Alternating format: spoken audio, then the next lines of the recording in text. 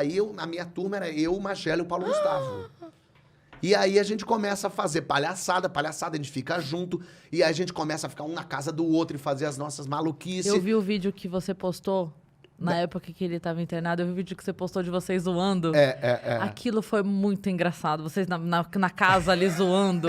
Nossa, aquilo foi muito engraçado. E aí eu comecei a escrever pra mim e pro Paulo, porque o Marquinhos repetiu de ano, e o Marquinhos não acordava, ele não ia nos nossos ensaios, o Marquinhos era uma maravilha.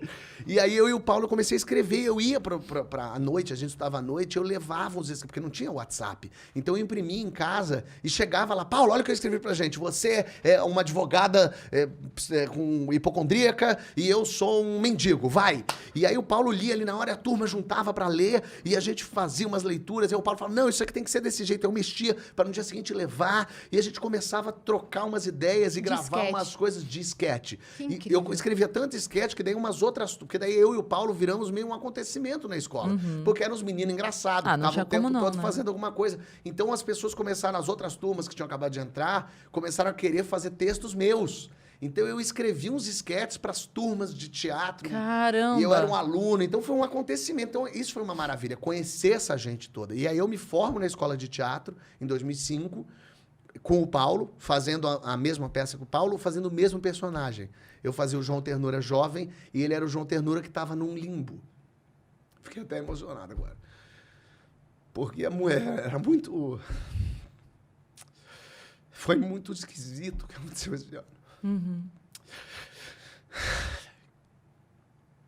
E o Paulo fazia esse personagem, era muito curioso, porque a gente não contracenava, porque ele era eu do limbo, esse João Ternura que já estava num outro lugar.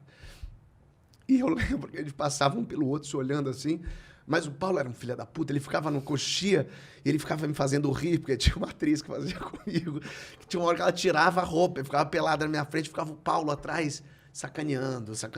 Ela não via, era só me sacaneando. E a gente fazia esse mesmo personagem. Então era muito, muito louco, assim. A gente se forma em março e em maio a gente estreia uma peça nossa que eu fiz com ele, como eu e ele éramos uma dupla, e eu escrevi a peça chamada Infraturas. Eram 8 esquetes, que eram os esquetes que a gente fazia para as pessoas, que a gente já tinha feito em Cabo Frio, tinha um festival de esquetes, a gente tinha feito lá um dos esquetes que era do ovo, que foi muito curioso, porque era uma coisa muito louca, assim, éramos nós dois, assim, fazendo um humor, a gente se dava muito, e a gente fazia uma coisa que chamava muita atenção, e a gente foi fazendo esse festival de sketch, as pessoas ficaram loucas com a gente fazendo o ovo, uma coisa meio maluca, assim, o texto... Eles funcionavam muito bem. Muito, e aí eu lembro que quando no final das apresentações todas, eles diziam quem são os finalistas, e aí tinham lá os 10 finalistas, e a gente não estava entre os finalistas, porque a gente era comédia, obviamente comédia jamais estaria entre os finalistas, e a plateia ficou revoltada.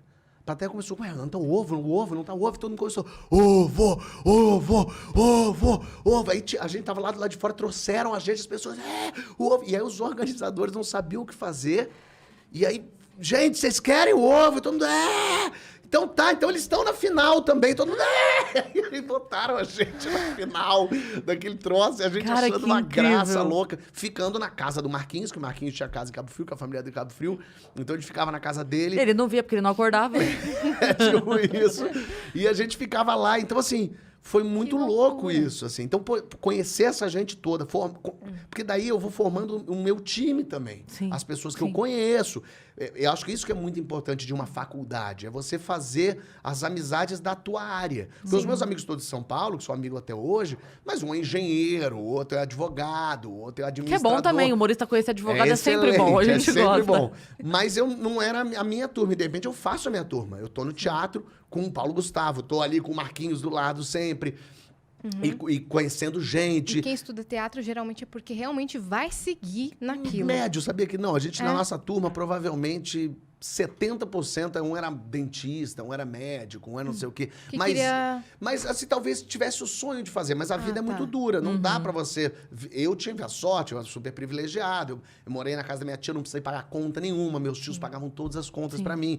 Então eu podia ficar escrevendo esquetes de madrugada, e acordar tarde, e fazer cursos, e ficar fazendo maluquice com o Paulo Gustavo, entendeu? E uma outra coisa que acontece também é que, diferente de outras profissões, o ator mediano, o artista mediano, ele não consegue se sustentar tão bem. O que eu digo assim, um dentista pica, ok, ele vai ser muito pica. Mas um dentista mediano, ele se sustenta legal.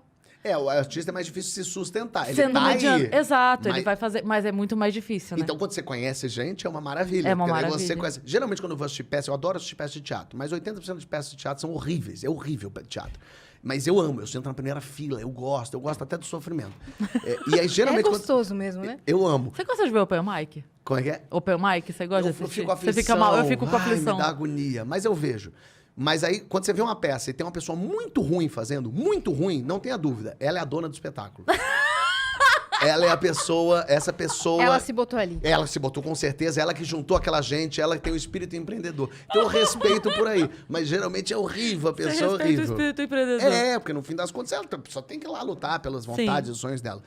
E aí eu fiquei 1 ano em cartaz com o Paulo, a gente fazendo um fracasso retumbante, lógico, ninguém ia assistir 2 moleques que ninguém sabe quem são. E aí, mais a gente aprendendo ali, a gente meio junto, a gente meio brigava, e aí ficava meio separado, depois voltava. E aí a gente ficou esse 1 ano em cartaz e o Paulo começou a escrever um projeto chamado Minha Mãe é uma Peça. E o Maurício Sherman foi assistir ao espetáculo e me chamou para escrever para a Globo. Então, no fim desse 1 ano que a gente ficou em cartaz, foi quando o Paulo foi fazer Minha Mãe é uma Peça e eu fui escrever para a Globo. E aí, os nossos caminhos tomaram outros rumos. Assim, lógico. 2006? Isso foi 2006.